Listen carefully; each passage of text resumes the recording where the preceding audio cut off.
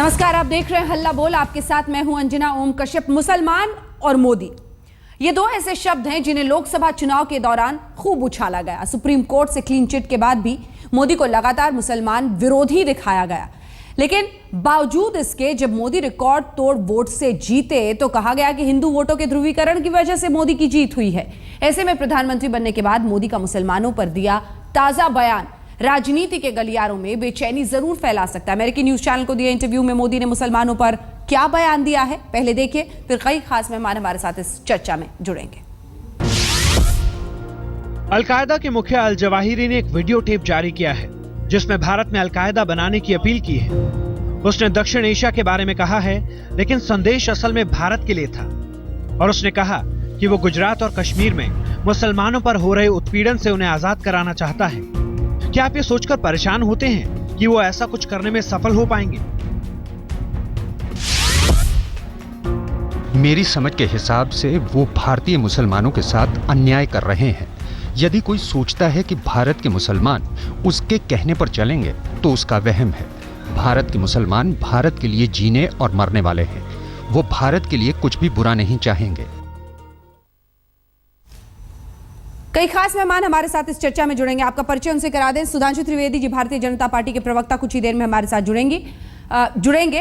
रीटा बहुगुणा जोशी जी हमारे साथ कांग्रेस पार्टी की नेता सीधे जुड़ गई हैं। गौरव भाटिया समाजवादी पार्टी का पक्ष रखने के लिए हमारे साथ जुड़ रहे हैं। प्रोफेसर राकेश सिन्हा आरएसएस के प्रचारक हमारे साथ यहाँ पर स्टूडियो में मौजूद हैं। मौलाना अब्दुल हामिद नौमानी साहब जो कि जनरल सेक्रेटरी हैं जमाते उलमाए हिंद के, वो हमारे साथ स्टूडियो में है। सेक्रेटरी प्रवक्ता जी, ठीक है साहब।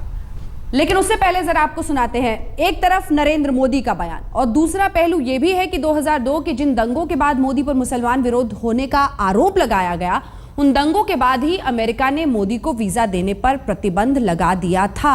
आज उसी अमेरिका की मीडिया ने जब मोदी से मुसलमानों पर सवाल पूछा तो मोदी का जवाब अमेरिका में बनाई गई उनकी छवि के बिल्कुल उलट था। प्रधानमंत्री से अगला सवाल था मुस्लिमों को संदेश की नजर से देखने पर।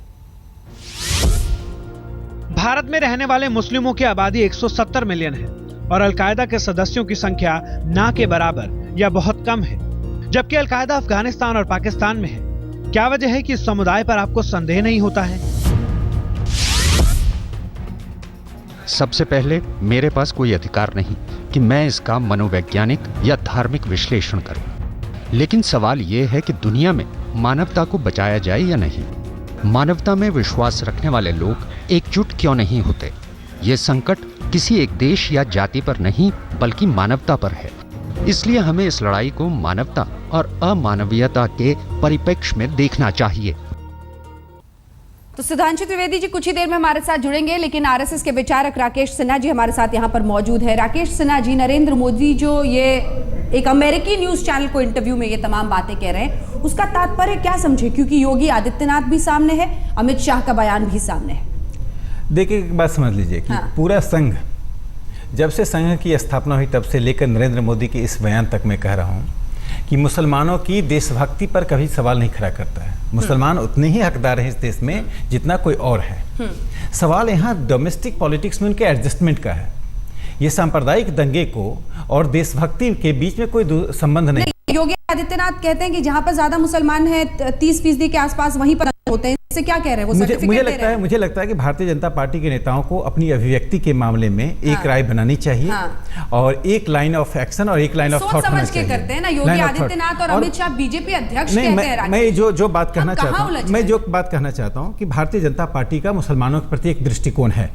वो दृष्टिकोण इसका सैद्धांतिक रूप से साफ जाहिर है। वो जाहिर यह है कि मुसलमानों के साथ किसी प्रकार का भेदभाव ना हो, लेकिन उनकी तुष्टीकरण नहीं हो। यह हिंदू मुसलमानों के बीच एकता में बाधक बनती है। यह एक सुनिश्चित एक दृष्टिकोण भारतीय जनता पार्टी का है। लेकिन नहीं, ये तुष्टीकरण नहीं करने के बहाने आप क्या क्या बोलेंगे? सीधे चलते हैं। सुधांशु त्रिवेदी जी भी अब हमारे साथ जुड़ गए। सुधांशु त्रिवेदी, ये सैयद अहमद बुखारी का भी कहना है और कई लोग रीता जी के पास भी चले, अपने लोगों को क्यों नहीं समझाते नरेंद्र मोदी जी? क्योंकि योगी आदित्यनाथ और अमित शाह के बयान तो ये नहीं बताते कि आपको उनकी देशभक्ति पर भरोसा है। देखिए, मोदी जी ने कहा है वो भारतीय परंपरा और व्यवस्था एक महत्वपूर्ण बिंदु की ओर संकेत देता है। और जो लोग अभी आपके टीवी चैनल पर थे, चाहे कांग्रेस पार्टी के लोग हैं या अन्य लोग, सबसे पहला इनसे पूछना चाहिए, क्यों नहीं इन्हें याद आते हैं वो लोग जिन्होंने की भारी योगदान दिया है भारतीय राष्ट्र को बनाने में, स्वतंत्रता आंदोलन से लेकर भारत के आधुनिक स्वरूप को बनाने में। ये लोग जो अफजल गुरु के लिए तो इतनी से ट्रीट करते हैं जैसे। मैं पूछना चाहता हूं, जो लोग आतंकवाद के आरोपियों के घर आंसू बहाते लोग जो अभी आप हमें नसीहत दे रहे थे, कितने अब्दुल हमीद के घर कितने अशफाकुल्लाह खां की जयंती मनाते हैं, कितने रहीम और असखान के बारे में बात करते हैं, कोई नहीं बोलता है। आज इस तरफ मोदी जी के अंदर जो भाव है, जो भारतीयता के मूल भाव के साथ जिन मुसलमानों ने अभूतपूर्व योगदान दिया है इस भारत को बनाने में, दुर्भाग्य यह है इस और मैकाले के षड्यंत्र के चलते उन सबको दरकिनार करके एक एकांगी का चित्र प्रस्तुत किया जाता, लॉपसाइडेड व्यू सामने प्रस्तुत किया जाता है। कि कुल मिलाकर ऐसा प्रतिबंध होता है जिससे कुछ लोगों को फायदा होता होगा, सो कॉल्ड सेक्युलरिस्ट को, सेपरेटिस्ट, थोड़ा सा टाइप हो, ताकि हम चलता रहे। मैं मानता हूं भारतीय राष्ट्र की नहीं, इन्होंने मुस्लिम समुदाय का भी इस मामले को लेकर किया है कि वो उसको हमेशा आतंकवाद, राष्ट्रवाद विरोध करने वाले प्रतीकों के साथ ही जोड़ते हैं। को बेटी कहेंगे, ओसामा को जी कहेंगे, हाफिज साहब कह के सोचते हैं कुछ वोट बटोर लेंगे, ऐसा करके समुदाय का भी बहुत साथ। रीटा बहुगुणा जोशी जी, इशारा उनका आपकी तरफ है। देखिए, कथनी और करनी में बहुत अंतर है। 4 महीने तक प्रधानमंत्री और देश में क्या नहीं बोला गया, हिंदू राष्ट्र बनाने से लेकर लफ्ज़ से लेकर मददों को बंद करने से लेकर मुसलमानों को कहीं आतंकवादियों की श्रेणी में खड़ा करने तक लेकर, क्यों पर इस प्रकार कि अगर एक लड़की इस धर्म की आएगी तो 100 लड़कियां उस धर्म की आएंगी। और आखिर इनके पार्लियामेंट्री पार्टी का लीडर कौन है? इनके पार्लियामेंट्री पार्टी के लीडर नरेंद्र मोदी हैं। और जब सबसे महत्वपूर्ण कानून पर, सांप्रदायिकता विरोधी कानून पर चर्चा हुई तो किसको खड़ा किया भारतीय जनता पार्टी ने? उसको किया आदित्यनाथ जी को, जो जिनके ऊपर की दंगा भड़काने के मुकदमे चल रहे हैं। और जिस तरह से जब यूपी का चुनाव हुआ, मुझे बस 15 सेकंड दीजिए, जब यूपी का चुनाव हुआ तो उनको इंचार्ज बना दिया गया, साक्षी महाराज जी को इंचार्ज बना दिया गया। क्या भाषण हुए वो आपके सामने। देखिए, ये जो परिवर्तन हृदय का दिख रहा है, ये एक डिप्लोमेटिक लैंग्वेज है, क्योंकि 33 सीटों में इनकी पराजय हुई है और ये समझ गए हैं कि देश सांप्रदायिक बात नहीं स्वीकार करेगा। अमित, इन्होंने किसको रोकने की कोशिश की? जब एक नमाजी को, जब एक रोजेदार को जबरदस्ती मुंह में रोटी ठूसी जा रही थी, तब प्रधानमंत्री क्या बोले? जब हमारी साइना मिर्जा के खिलाफ कहा गया कि पाकिस्तान जाए, तभी क्या बोले? हिंदू राष्ट्र बने, तभी क्या बोले? लव जिहाद की बात है, तभी क्या बोले? बोलने से कुछ नहीं होता। अब आपको अमेरिका जाना है, आप अपनी राष्ट्रीय अंतर्राष्ट्रीय छवि बनाना चाहते हैं। ठीक है, जल्दी से गौरव भाटिया से प्रतिक्रिया ले लेते हैं। बहुत वाजिब सवाल है, हालांकि उन्होंने आपके ओसामा जी पर टिप्पणी की थी। कथनी और करनी में कोई इनका अंतर होना नहीं। जी, गौरव भाटिया, हृदय परिवर्तन है वाकई? अंजना जी, हाँ।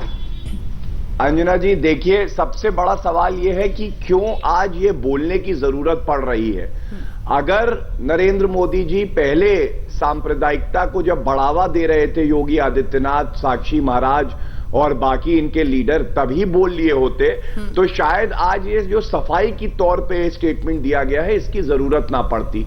और आज भी ये कहना कि उनकी जो भारत की तरफ भावना है उस पर कोई शक नहीं कर सकता, मैं समझता हूं कि उनका ये कहना ही गलत है, क्योंकि इससे दिखाई देता है कि कहीं ना कहीं वो घेरे में खड़े हैं। आज उनका बयान ये क्यों नहीं है कि योगी आदित्यनाथ ने जो कहा वो गलत था, साक्षी महाराज ने जो मदरसों के लिए कहा कि सारे आतंकवादी वहीं पे पैदा होते हैं वो गलत था। ये खंडन करना और अपने लीडर्स को सही करना जरूरी था, वो बिल्कुल भी नहीं हुआ। चलिए ठीक है, उसका खंडन नहीं किया, उसका खंडन नहीं किया गौरव जी, कि इस तरह की, हाँ, उसका खंडन नहीं किया उन्होंने, लेकिन सवाल ही कुछ और था जिसका उन्होंने जवाब दिया। और इसीलिए मौलाना साहब आपसे एक प्रतिक्रिया लेते हुए जल्दी से, ये उन्होंने यही कहा है कि हिंदुस्तान का जो मुसलमान है वो देशभक्त है, ये तो ठीक कहा ना उन्होंने? ये बिल्कुल जो है वो सही कहा है। जब नरेंद्र मोदी का गुजरात से दिल्ली की तरफ रुख हुआ है तो वो अब गुजरात के सीएम नहीं रह गए हैं, अब वो भारत के जो है पीएम हैं। तो अब वो जो है सिर्फ हिंदुओं की, सिखों की बात नहीं करते हैं, अब वो जो है 1 अरब 25 करोड़ जो है वो जनता की बात कर रहे हैं, तो जब वो सबका साथ सबका विकास, तो उसी संदर्भ में इसको जो है वो जोड़ के देखना चाहिए। तो योगी आदित्यनाथ और साक्षी महाराज जो कह रहे हैं वो भी ठीक है? नहीं, योगी आदित्यनाथ को मुझे जो है वो ये मालूम है कि खुद जो है भारतीय जनता पार्टी में और जो ऊंचे रैंक के जो लीडर हैं उन्होंने जो है आदित्यनाथ योगी को और साक्षी महाराज को जो है नापसंद किया है। अच्छा, पसंद नहीं किया है। अच्छा, ये आपको किसने बताया सर? ये हमें मालूम है। अच्छा, आपको मालूम। सुधांशु जी, आपसे और राकेश जी से दोनों से मैं एक सवाल पर जवाब चाहती हूँ। सुधांशु जी, ये इसलिए है क्या क्योंकि अब एक तो यूपी में जिस तरह की हालत उपचुनाव में हुई, हालांकि आप कहते हैं कि उपचुनाव ही आईना नहीं है तमाम नतीजों का, लेकिन इसकी वजह से क्या ये मंथन करना पड़ रहा है अब? क्योंकि ऐसे मुद्दे पर जब भी उनसे सवाल पूछा जाता था कहते थे इस पर मैं किसी एक समुदाय के बारे में बात नहीं करूंगा, मैं सिर्फ सबके बारे में सोचता हूं, हिंदू और मुसलमान मानता ही नहीं,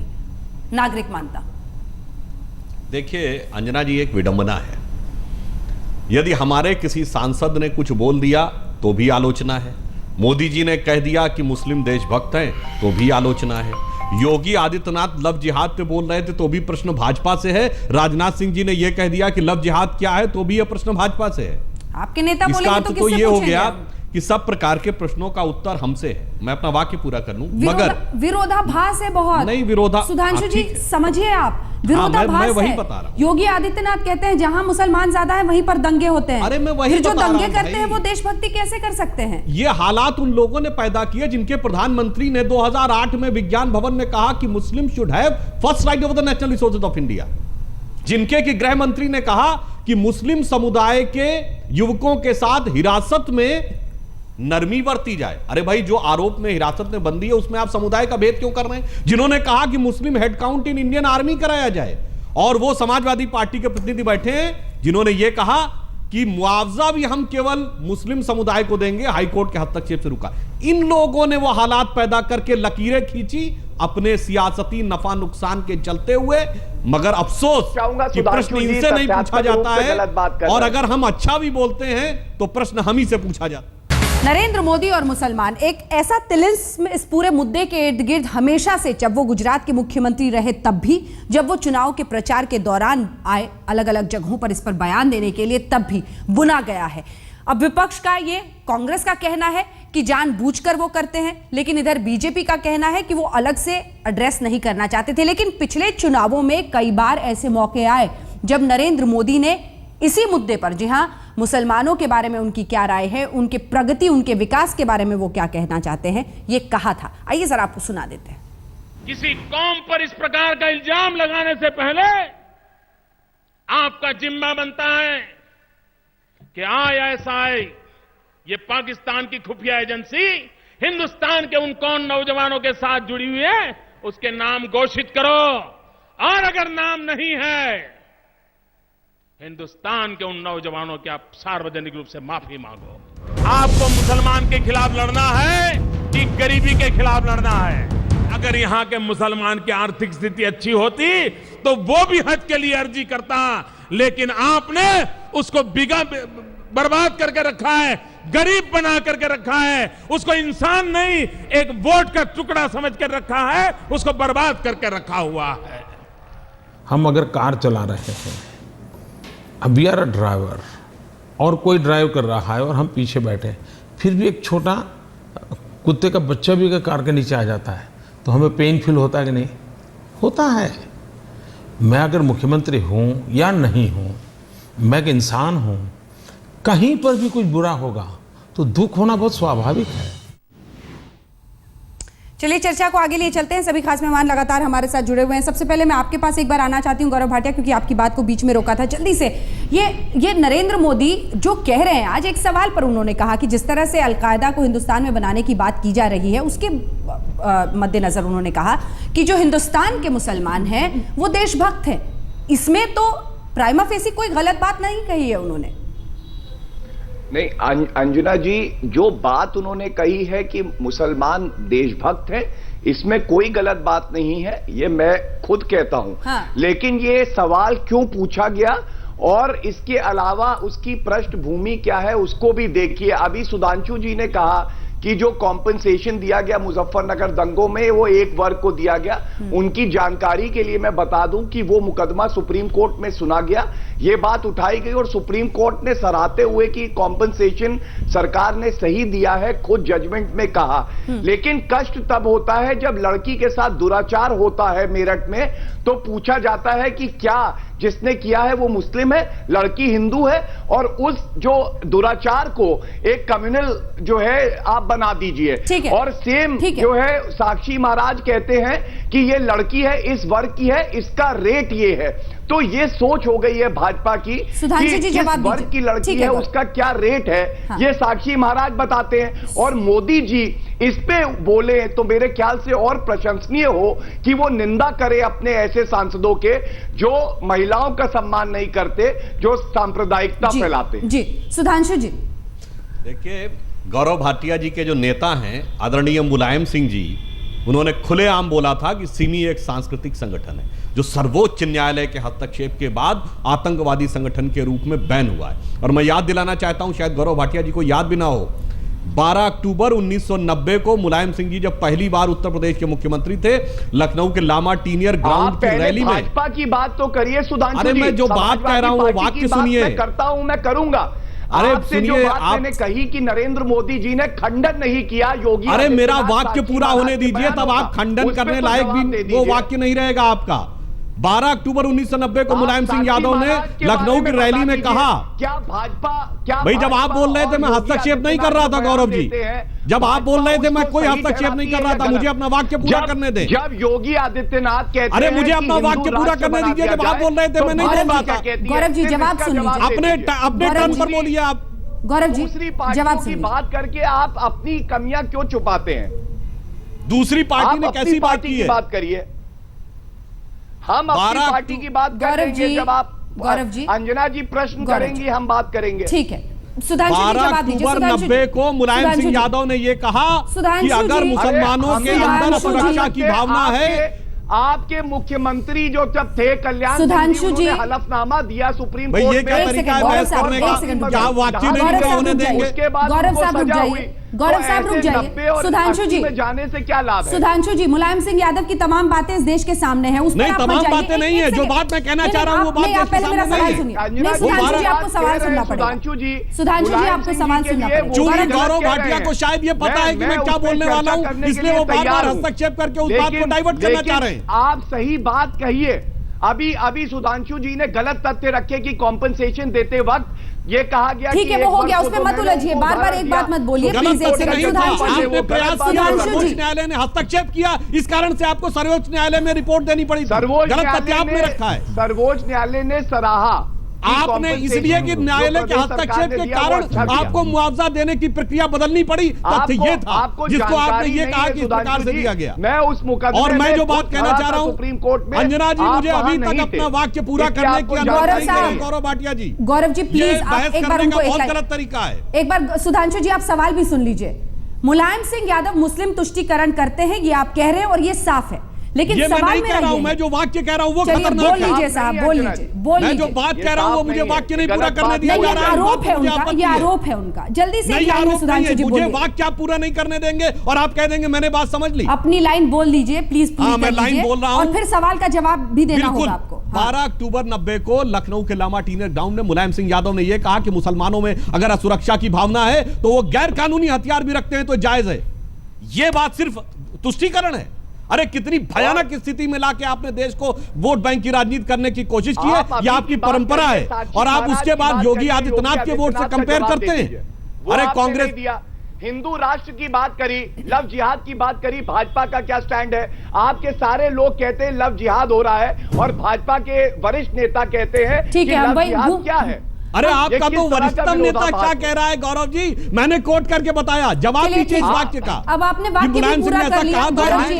और जो कहा था उससे बचाव में आपका क्या कहना है? सुधांशु जी, गौरव जी, किसी एक वर्ग की राजनीति नहीं बहस में कुछ तो हम गरिमा रखें। अरे सारी दुनिया जानती है MY कॉम्बिनेशन की राजनीति और अब आप कह रहे हैं कि एक वर्ग की राजनीति नहीं है तो ये राजनीति के विद्वान लोगों को हास्यास्पद प्रतीत होता है। एक सेकंड, घूम फिर कर वहीं पर अटके हुए हैं। प्रश्न का जवाब गौरव जी प्लीज, अंजना गौरव जी, जी, सुधांशु जी ने अभी तक प्रश्न का जवाब नहीं दिया, भाजपा की बात नहीं करी। गौरव जी, यही बात मैं उजागर कर। अरे भाई, भाजपा की बात क्या, हमारा सर्वोच्च नेता बोल रहा है कि मुस्लिम देशभक्त हैं।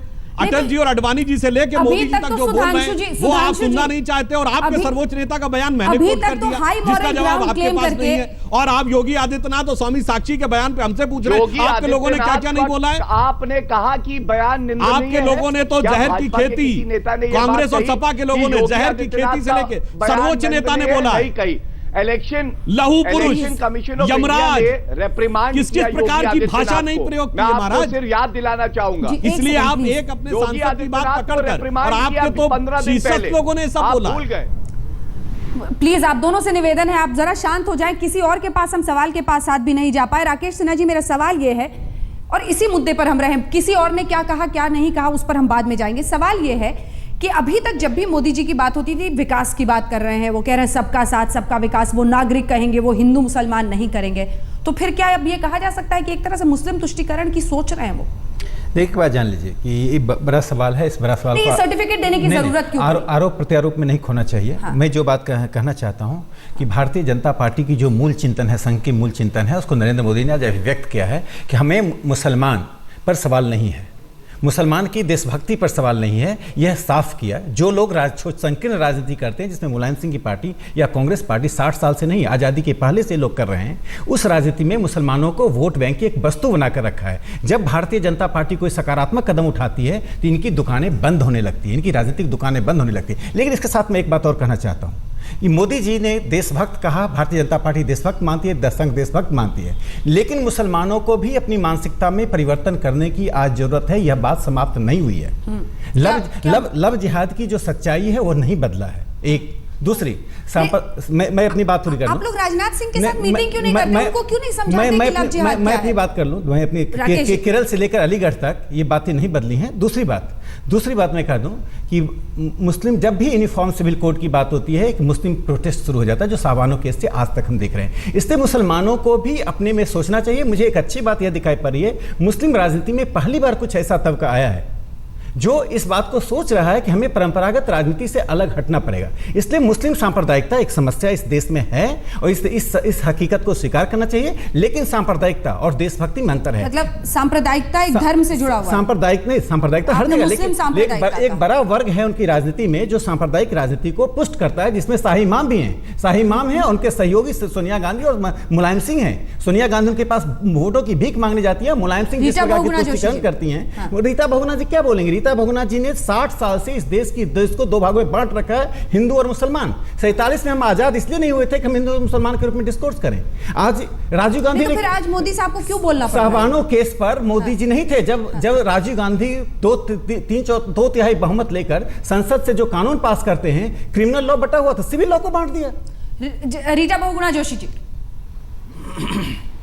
देखिए सबकी बात सुन ली है। ये लोग सब कह रहे हैं राष्ट्रभक्त हैं, मैं मानती हूँ, अच्छा उनका परिवर्तन है। लेकिन मैं कहूँगी कि प्रधानमंत्री ने एक चतुर राजनेता का एक पासा फेंकने का काम किया है।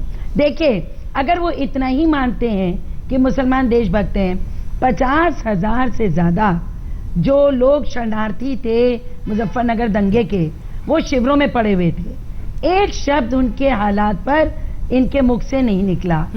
उसके बाद जब ये जो उनके जो 2 MLA वहां पर उसमें दंगे में लिप्त पाए गए, इनके मंच पर इनकी उपस्थिति के 15 मिनट पहले उनको माला पहना के सम्मानित किया गया। रीता जी, आपने कश्मीरी पंडितों पर एक शब्द नहीं बोला। रीता जी, मेरा एक सवाल है, आप इन दो MLA की घटना मत बताइए, ऐसी छोटी मोटी घटनाएं घटेंगी। लेकिन जब कश्मीर से पंडितों को निकालकर निर्वासित कर दिया गया, वो दिल्ली में निर्वासित जीवन जी रहे थे, उसमें कांग्रेस और कांग्रेस की सरकार कहाँ थी? आप पंडितों का नाम सिर्फ इसलिए नहीं लेती थी कि इससे मुस्लिम वोट बैंक बिदक जाएगा, जबकि मुसलमानों को आपने डिवैल्यूएशन किया है। शरणार्थियों के कैंप में कब गए? तब गए जब अटल बिहारी वाजपेयी जी प्रधानमंत्री। मुसलमान तो चाहते हैं कि पंडित जो है, ये कांग्रेस नहीं चाहती है, कांग्रेस नहीं चाहती है। चाहते कि कश्मीरी पंडित लौट जाए अपने घरों। बिल्कुल वही है, RSS की भाषा बोलते हैं और ये RSS के जो हमारे बंधु बोल रहे हैं, इनका दिल खोटा है, ये देश को एक नहीं रहने देना चाहते। आप एक चीज बता दीजिए रीता जी, राजीव गांधी की सरकार ने क्या किया था सावानो केस पर? क्या वो देश की संविधान के अनुकूल था? क्या देश की पंथ निरपेक्षता के अनुकूल था? चुनाव में मुंह तोड़ जवाब दिया इस देश की जनता ने आप लोगों को। मौलाना साहब, सैयद अहमद बुखारी तो कह रहे हैं कि सर्टिफिकेट की जरूरत नहीं है देश के मुसलमानों को। हाँ बोलिए। देखिए, सर्टिफिकेट की बात नहीं है। नरेंद्र मोदी बात जो है वो नई नहीं है, लेकिन नरेंद्र मोदी की तरफ से कहना जो है ये यकीनन नई बात है, क्योंकि ऐसे जो है हल्के से और ऐसे आदमी की तरफ से ये बात आई है कि संघ जो गोलवालकर उनकी किताब जो है बंच ऑफ थॉट, उन्होंने दाखिली खतरा बतलाया था, भीतरी खतरा जो मुसलमान। देखिए एक बात जान लीजिए, जो आपने बंच ऑफ थॉट पढ़ा है क्या? बिल्कुल पढ़ा। क्या कहाँ खतरा बताया है? हाँ, कम्युनिस्टों को और जो है ईसाइयों को, मुसलमानों उन्होंने मुसलमानों को देशभक्त माना है। उन्होंने कहा जो मुसलमान अलगाववादी राजनीति करते हैं उन्हें खतरा बताया है। आप गोलवलकर को इस तरह से उद्धृत मत कीजिए। नई बात जो है आपको मोदी जी आज अच्छे लग रहे हैं, कल मोदी जी खराब लगेंगे। देखिए, आप सत्ता के अनुसार बयान मत दीजिए। गोलवलकर और मोदी में कोई बुनियादी अंतर नहीं है, दोनों एक ही विचारधारा का प्रतिनिधित्व करते हैं और मोदी जी गोलवलकर जी के साथ हैं, इसलिए आप मोदी और गोलवलकर में फर्क करने की कोशिश मत कीजिए। मैं चुप था। नहीं, आप ऐसी गलत बात बता रहे हैं जो ऐतिहासिक रूप से गलत है। जो गलत है गोलवलकर ने जो नसीहत दी, यदि उस नसीहत के अनुसार आप चलते तो आज भारत के मुसलमानों की दुर्गति नहीं होती। भारत के मुसलमानों की दुर्गति का कारण है कि गोलवलकर की राय को नहीं माना। गोलवलकर सबसे बड़े पंथ निरपेक्ष राष्ट्रवादी नेता इस देश में पैदा हुए हैं। जो बात कही है मोदी का कहना जो है ये यकीनन जो है नया है वो, लेकिन सर्टिफिकेट की जरूरत नहीं है। लेकिन ये जिस ओर से ये बात आई है ये यकीनन जो है वो नई बात है। आप उसका स्वागत करते हैं। वक्त हमें इतने की इजाजत देता है। बात आई और जिस संदर्भ में उन्होंने ये बात कही अलकायदा के संदर्भ में कि वो कुछ लोग इस संदेह को दायरे को आगे बढ़ा सकते थे, उसको उन्होंने खत्म किया है मोदी जी ने ये बात कहा। वक्त हमें इतने की इजाजत देता है। लेकिन गोलवलकर को भी आप पढ़ लें। आप देख